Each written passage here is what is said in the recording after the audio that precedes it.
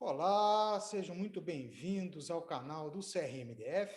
Eu sou Christopher Martins, sou médico, especialista em medicina legal e perícias médicas, e hoje estamos aqui com um tema bastante importante, as declarações de óbito. E para tratar desse assunto, está aqui conosco como convidado o Dr. Otávio Castelo, que também é médico, especialista em geriatria, especialista em medicina legal e perícias médicas, e hoje vai contribuir aqui com esse assunto. Seja muito bem-vindo, doutor Otávio. Christopher, é um prazer estar com você, estar nesse canal do CRM. Acho que esse é um tema super importante e vim muito animado para a gente poder conversar sobre isso. Perfeitamente, doutor Otávio. As declarações de óbito são geralmente um assunto um pouco polêmico, não, doutor Otávio, em razão de muitos médicos terem um certo pudor muito grande com a declaração de óbito. E o objetivo desse vídeo é exatamente tentar desmistificar, deixar claro para o profissional médico qual é a responsabilidade dele com a produção desse documento. Então, existem algumas observações que são bem importantes e que a gente sempre deve levar em consideração quando pensamos nesse documento. Pois a declaração de óbito, DO, é um documento indispensável para o sistema de informações sobre mortalidade do Ministério da Saúde, ou seja, ele tem assim como principal objetivo alimentar as estatísticas de mortalidade, e esses dados são bem significativos, né? Uma das principais conquistas que nós temos em termos de saúde pública é exatamente conhecermos as causas de morte. Hoje, se nós tivermos, por exemplo, um óbito no Distrito Federal de dengue ou um óbito no Distrito Federal da Covid-19, certamente as autoridades sanitárias serão informadas. Daí a importância, a relevância do conteúdo e do correto preenchimento desta declaração de óbito.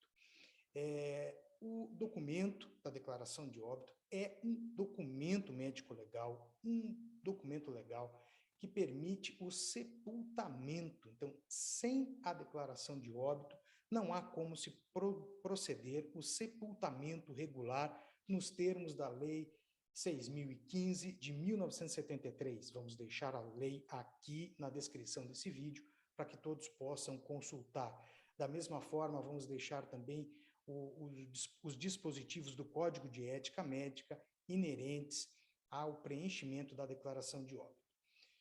Bem, quando se está diante, né, doutor Otávio, quando se está diante de uma morte natural, é ponto pacífico que o médico assistente, o plantonista, ou o médico da Secretaria de Saúde, ou o médico substituto, enfim, aquele que está prestando assistência ao paciente, ele tem o dever de, ao constatar o óbito, declarar esse óbito, né?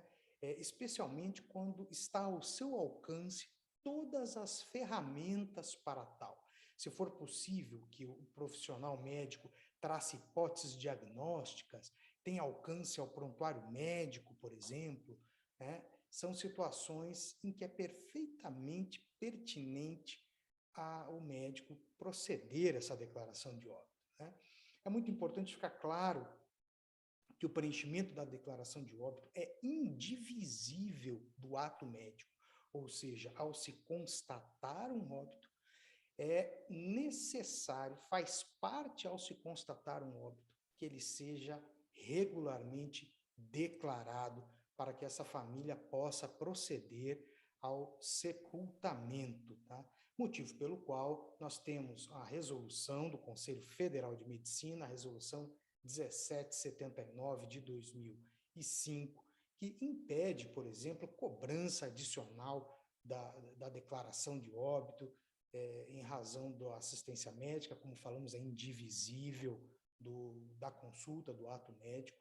Também a resolução do CFM veda a simples recusa por parte do médico do fornecimento dessa declaração de óbito. Então, exceto, claro, existe uma exceção, não é, doutor Otávio? Nós temos uma exceção para isso, que são as mortes violentas, doutor Otávio. Quando a gente está diante de uma morte violenta, o doutor Otávio vai ter oportunidade também de conversar sobre isso. Quando estamos diante de uma morte violenta, a competência é exclusiva dos peritos oficiais do Instituto de Medicina Legal. Lembrando, doutor Otávio, de um aspecto muito importante. Para que essa morte tenha suspeitas de violência, essa suspeita precisa ser fundada, né? Nós precisamos ter alguma pista, alguma evidência, algo apontando para uma morte realmente violenta, ou seja, temos que ter um provável crime a ser investigado.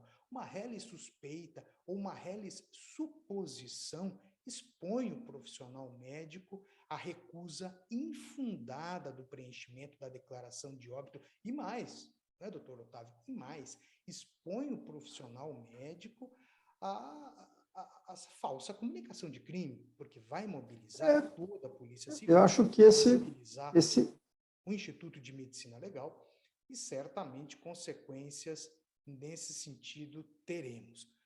Obviamente, doutor Otávio, existindo dúvidas sobre a causa-mortes, o médico que constata o óbito tem o dever de primeiro esgotar os meios ao seu alcance para formular a hipótese diagnóstica, a hipótese esclarecedora do óbito, seja por meio do exame externo do cadáver, da análise do prontuário médico, se estiver disponível, né? Por meio da entrevista com familiares, ele precisa esgotar os meios quando está diante de uma morte natural. Uma vez não havendo elementos suficientes após proceder toda essa análise, sim, poderá o profissional médico assistente que está diante do cadáver, que constatou o óbito, deixar de declarar e encaminhar ao serviço de anatomia patológica do hospital ou aos serviços de verificação de óbito. Então, assim, em apertada síntese, colocamos aqui todos os dispositivos que tratam da declaração de óbito, né? Como falamos, em especial a resolução CFM 1779 de 2005, né? E também o Código de Ética Médica, que trata em seus artigos, salvo engano, 83 e 84, né? Onde é vedado ao médico atestar óbito, né? Preencher a declaração de óbito, quando não tenha verificado pessoalmente esse óbito. Também é vedado ao médico, no artigo 84, deixar de declarar óbito de paciente ao qual vinha prestando assistência, exceto, aí tem a excepcionalidade, né, quando houver indícios de morte violenta. Doutor Otávio, por favor, passo a palavra para o doutor tratar a respeito, né, falar do preenchimento da declaração de óbito. Por favor, doutor Otávio. Legal. Doutor Christopher, é um prazer estar aqui, como eu disse, né? A gente vê no cotidiano do trabalho, tanto na parte assistencial, na medicina clínica, como geriatra e também como perito médico legista, né? Que existe, assim, sendo muito franco, assim, existem alguns colegas que parece que têm medo ou temor de declarar um óbito, né? E, às vezes, algumas coisas a gente percebe que é por desconhecimento de como raciocinar do ponto de vista das normas de procedimentos. E é simplesmente isso.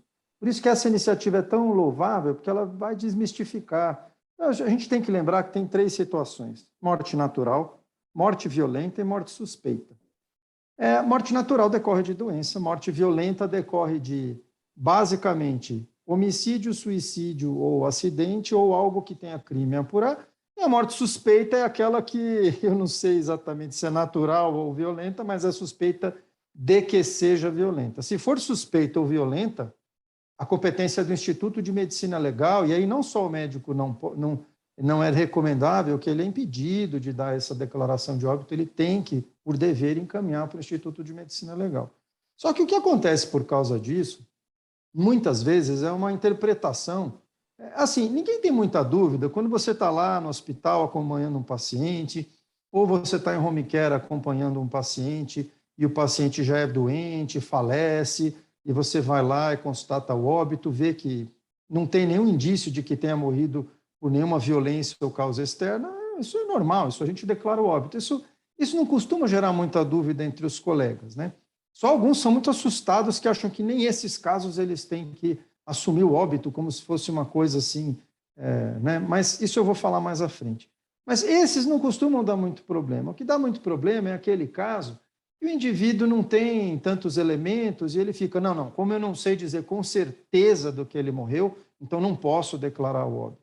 E às vezes é um paciente que ele está acompanhamento naquele serviço, que o médico está trabalhando, em que ele é plantonista, ele é um paciente que tem prontuário, ele é um paciente que já vinha super doente, você tem como fazer uma anamnese com a família, você vê aqui pelo exame do cadáver, porque as pessoas também, às vezes, tem colegas que acham que declarar o óbito é simplesmente preencher um papel. Não, é um ato médico, é uma consulta, é um atendimento médico, onde você vai fazer uma anamnese, que é colher os seus dados, seja através do prontuário, seja através do familiar, ou os dados que você já sabe, porque está acompanhando, enfim. Mas você tem essa fase de colheita de dados para entender o caso, né? E depois você examina o cadáver. Mesmo que esse cadáver tenha morrido na UTI que você estava acompanhando, é seu dever examinar aquele cadáver, né? Minimamente ali olhar, quer dizer, tem algum sinal de violência, indício? Não. Então, você está autorizado. O ato médico é complexo de você ter a informação e também esse exame do cadáver. E eu não estou falando aqui de exame médico legal, fazer exame cadavérico, necroscópico, não estou falando da ectoscopia, o exame externo, as coisas mais simples mesmo, né? Simples, mas não são simplórias. Elas são suficientes para que você forme a sua avaliação como médico. E aí, uma das coisas importantes é, se você não tem uma fundada suspeita de que é morte suspeita ou violenta, você não pode alegar que não é morte natural.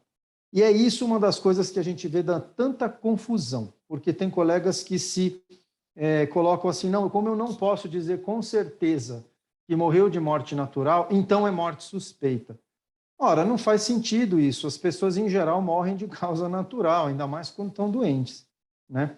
É claro que tem aquelas situações limítrofes, onde, por exemplo, um colega chega, emergencista, está lá na sala vermelha, aí chega um paciente já em parada ou quase em parada e acaba morrendo logo ali a chegada do pronto-socorro. Aí o colega, tem alguns que fazem assim, não, morreu, não sei o que é, não vou declarar o óbito. Mas isso é o que dá problema. E a gente vê que isso dá muito processo ético, dá processo judicial, porque às vezes o colega poderia ter feito uma coisa que é como o senhor falou, né, doutor Christopher, esgotar as possibilidades.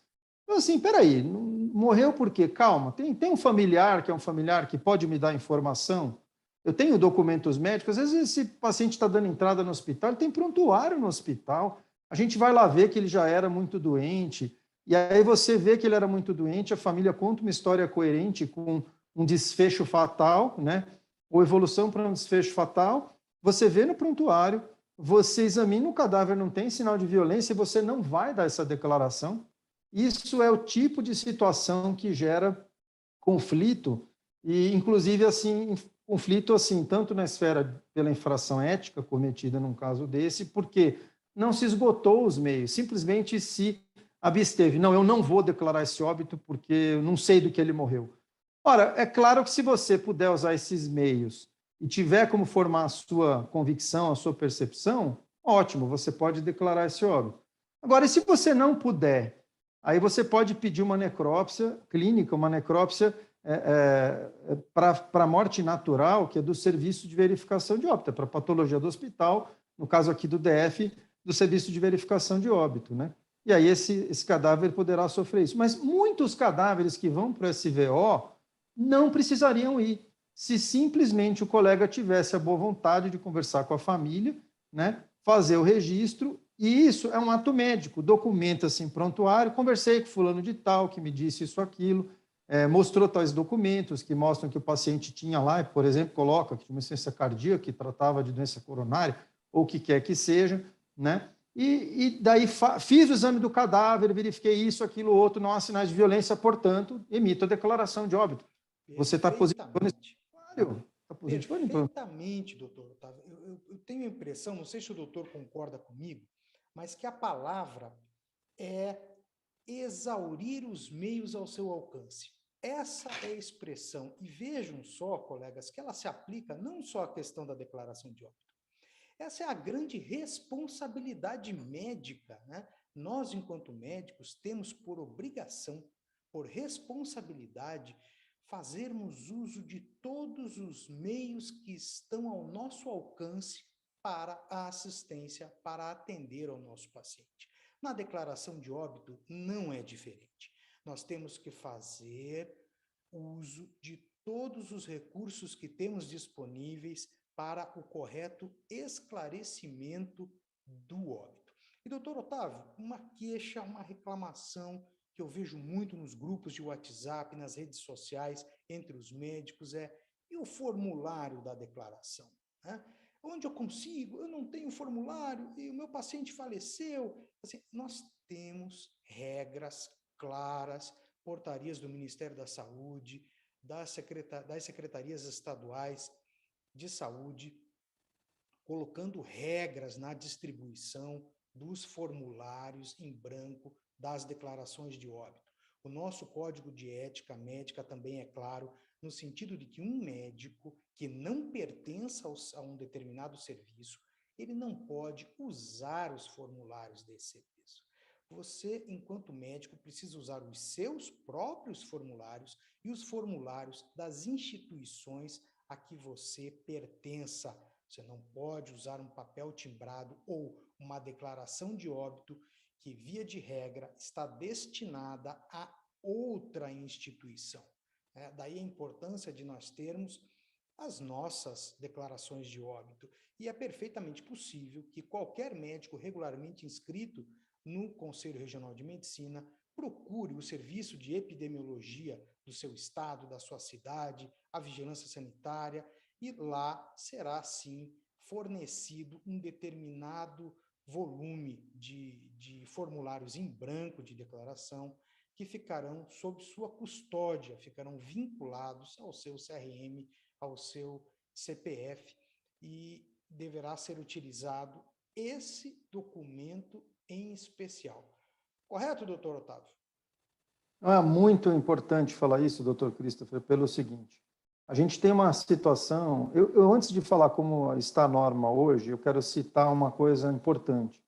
No Brasil, nós temos muitas ocorrências de declaração de óbito falso, que então, por exemplo, sepultam administrativamente criminosos que se livram de pena. Então, já existe o Brasil afora máfia de funerária, venda de declaração de óbito.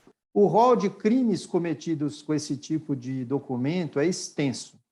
Então, nós temos que ver que, nesse momento no país, está sendo feito uma organização no sentido de normatizar para melhor e moralizar esse serviço da declaração de óbito. E nós estamos numa fase muito importante da transição da declaração de óbito em papel, que todos nós conhecemos há décadas aí, já tem várias versões. A versão atual já é da década de 90, se eu não me engano, não é?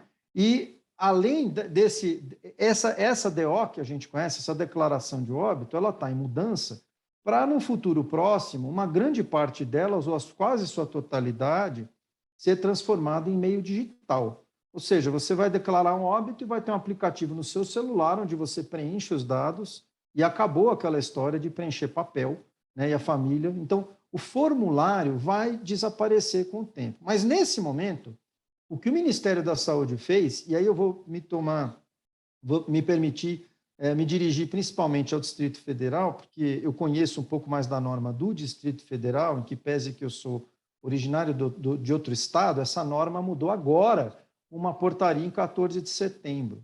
E o pessoal da Secretaria de Saúde, que eu tive lá vendo as normas e tal, até porque...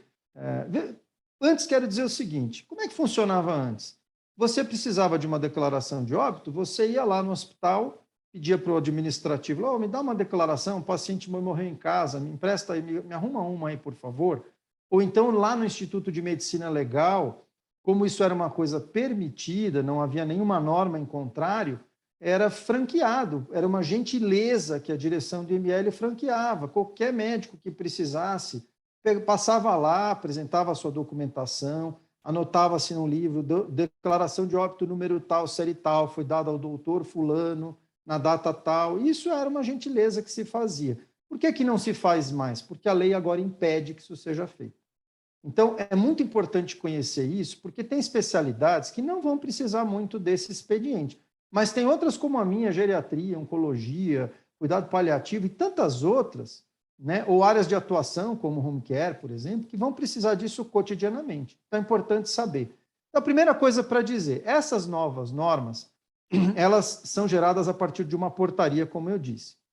O pessoal lá da GIAS, que é a Gerência de Informação, Análise e Situação de Saúde da Secretaria, que pertence à Diretoria de Vigilância em Saúde, aqui da nossa Secretaria, elaborou um material de grande qualidade, material super didático, uns PDFs, que nós vamos pedir, doutor Christopher, para deixar o link aqui no vídeo da nossa live, para que o colega possa acessar. São 4 arquivos. E aí ali tem as informações de como ele se cadastra, tem inclusive o e-mail e o WhatsApp lá da sessão, né? Como que ele se cadastra, como que ele usa o serviço, mas basicamente, para a gente falar numa síntese apertada, o médico vai no site da vigilância da secretaria, vai fazer um cadastro, inclusive essa apostila tem fotos de tela de como é que tem que fazer isso. Aí ele faz esse cadastro é liberado no próximo dia útil, e aí ele já pede um lote de declarações de óbito, e depois que esse lote for liberado, que é 1 ou 2 dias, ele passa lá e busca, né? E a quantidade de declarações de óbito ela é normatizada de acordo com o serviço, né? Os hospitais têm uma quantidade maior, os médicos, por exemplo, eu que pego como médico que faz assistência assim privada ou serviço assim, eu pessoa médico particular, né? Eu não sou uma empresa de home care, eu não sou um hospital, eu tenho direito a pegar 3 declarações de óbito por lote. Então, logo eu pego a primeira, esteja usando, eu posso pegar a segunda, isso é bem tranquilo. E o pessoal fez lá essas apostilas que nós vamos deixar o link aqui, elas explicam direitinho como fazer. Mas eu já quero dar uma dica, porque tem alguns colegas tendo alguns problemas. A primeira coisa que eles me pediram para ajudar a divulgar é não façam com iPhone, façam com celulares Android ou no computador. Porque tem um passo lá que tem que tirar uma foto segurando assim a sua identidade, e quem usa iPhone isso estava dando problema e aí inviabilizava o contato. É basicamente isso que eles pediram para falar. Agora, o potencial disso melhorar o nosso serviço é enorme. Ah, mas puxa vida, é mais uma coisa administrativa para eu fazer, eu trabalho para chuchu, eu não tenho o horário das 8 ao meio-dia para ir lá buscar uma declaração. Mas é simples, porque você vai fazer tudo online e só vai passar lá rapidamente para pegar a declaração. E, de mais a mais, a gente está numa fase de transição em que isso logo vai ter um outro momento também, né? Eu acho muito importante a gente ter clareza, assim, nós que somos, eu que pertenço, tenho a honra de pertencer à Polícia Civil, já vi coisas relacionadas à máfia de funerária, acontecimentos hediondos, né? Que são coisas assim que têm que ser coibidas. Então, nós temos que olhar essa norma como uma evolução, né, promovida pelo Ministério, implementada pelas secretarias, uma evolução que está a serviço de todos nós, na verdade, uma melhora da sociedade. É claro que nós médicos vamos ter trabalho com isso? Vamos, né? Vamos ter um pouco mais de trabalho, mas, em compensação, isso é um passo intermediário para depois a gente ter muito mais facilidade quando isso estiver Perfeitamente, doutor formatizado. Otávio. Eu vejo como muito importante darmos segurança a esse processo. O Conselho Regional de Medicina, também juntamente com o Conselho Federal de Medicina, estão providenciando o certificado digital que será distribuído a todos os médicos inscritos. O CRMDF já iniciou essa distribuição, então aqueles que tiverem interesse podem procurar o Conselho Regional de Medicina para o seu certificado digital. Trabalhamos também de forma conjunta com o Conselho Federal de Medicina em prol das plataformas que tragam segurança, não apenas à declaração de óbito, mas também ao preenchimento dos atestados, que é um outro problema e será, sim, motivo de outro vídeo aqui do canal do CRMDF. Vou aproveitar a oportunidade, doutor Otávio, também para pedir desculpas aos nossos espectadores, em razão de termos gravado esse vídeo algumas horas antes. Tivemos problemas técnicos, o canal ainda está no seu nascimento, temos muito a melhorar tecnicamente, e por essa razão gravamos esse vídeo algumas horas antes e vamos transmitir no horário previsto e divulgado. Claro que não encerramos o assunto, né, doutor Otávio? O assunto declaração de óbito é muito extenso, tem toda uma parte que vai ficar para um segundo vídeo, que é qual a melhor maneira de se preencher na prática, como eu faço o preenchimento de uma declaração de óbito, o que são causas imediatas de morte, o que são causas mediatas ou de base, né? Qual a sequência correta dos campos na declaração de óbito, né? E a Covid-19, eu lanço onde, quando ela não foi a responsável pela causa da morte? O tão famoso campo 51, né, que lembra lá a área 51 dos americanos, né, doutor Otávio? Na nossa declaração de óbito também tem o campo 51. Quais informações devemos lançar nesse campo? Tudo isso ficará para um segundo vídeo, porque temos um compromisso com o horário, já estamos avançados aqui na hora. Temos também outros colegas importantes a serem convidados, da Secretaria de Saúde, em especial, né, o doutor Delmasson, o doutor Elvis Adriano, a doutora Áurea Cheruli e tantos outros colegas que compõem o Serviço de Verificação de Óbito, a Secretaria de Saúde, a Epidemiologia da Secretaria de Saúde do DF, que são especialistas nessa questão de bem preencher uma declaração de óbito. Muito bem, doutor Otávio Castelo, passo então ao doutor para suas considerações finais. Olha, tem uma coisa que é o seguinte, tudo que a gente tem que fazer na nossa profissão, a gente tem que aprender a fazer bem feito, para entregar aquilo que é preciso e também para não ter problema.